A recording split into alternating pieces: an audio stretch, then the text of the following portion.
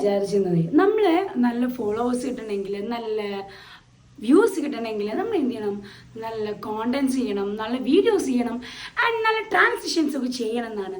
But സിമ്പിളായിട്ടില്ല, നമ്മൾ വീട്ടിലൊരു പ്രശ്നം ഉണ്ടാകുക, എന്നിട്ട് ആ പ്രശ്നം എന്ത് ചെയ്യുക, നമ്മൾ യൂട്യൂബിലൂടെയും ഇൻസ്റ്റഗ്രാമിലൂടെയും FB ഒക്കെ ജനങ്ങൾ മുഴുവൻ അറിയിക്കുക. ഓലിലൊരു ക്യൂരിയോസിറ്റി കൊണ്ടുവരിക, എൻ്റെ വീട്ടിൽ പ്രശ്നമുണ്ട്, ഭയങ്കര പ്രശ്നമാണ് എന്നുള്ളത്.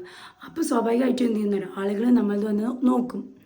അപ്പോൾ എന്ത് ചെയ്യും, നമുക്ക് നല്ല വ്യൂസ് കിട്ടും, നല്ല ഫോളോവേഴ്സ് കിട്ടും, ആൻഡ് നമുക്കൊരു 10 ദിവസം അല്ലെങ്കിൽ 20 ദിവസം കൊണ്ടൊക്കെ നമ്മുടെ ചാനൽ മോണിറ്റൈസ് ആവും, നല്ല ഫോളോവേഴ്സ് കിട്ടും, നല്ല ഏർണിങ്സ്. അടുത്ത വഴി എന്താണെന്നറിയോ, ചാരിറ്റി.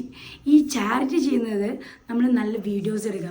ഇനിയിപ്പോൾ ചാരിറ്റി ചെയ്യണമെന്നൊന്നുമില്ല, ചെയ്യുന്ന വീഡിയോ എടുത്താൽ മതി, എന്നിട്ട് അത് ആളുകൾ കാണിക്കുക. അപ്പോൾ ആളുകൾക്ക് ഇയാൾ എന്ത് നല്ല ആളാണ്, നന്നായി ആളുകളെ സഹായിക്കുന്ന ആളാണ്, ഇയാൾക്കൊരു ഫോളോവേഴ്സ് കൊടുക്കുക വിചാരിച്ച് നമ്മൾ ഫോളോ ചെയ്യും, സബ്സ്ക്രൈബ് ചെയ്യും, ആൻഡ് നല്ല വ്യൂസ് കിട്ടും. അങ്ങനെ നമുക്ക് എന്ത് ചെയ്യാം, നമുക്ക് ഇൻസ്റ്റഗ്രാമിലൂടെയും യൂട്യൂബിലൂടെയും ഫേസ്ബുക്കിലൂടെയും നല്ല പൈസ സമ്പാദിക്കാം. എന്താ, ട്രൈ ചെയ്താലോ? പക്ഷെ അതല്ല, എന്താ എല്ലാവരും അങ്ങനെ ചെയ്യാത്തത്? എല്ലാവർക്കും ഇതേപോലെ കോണ്ടൻസ് ചെയ്തൂടെ? എന്തുകൊണ്ടായിരിക്കും എല്ലാവരും കോണ്ടൻസ് ഇതുപോലെ ചെയ്യാതെ? നിങ്ങൾ ചിന്തിച്ചിട്ടുണ്ടോ?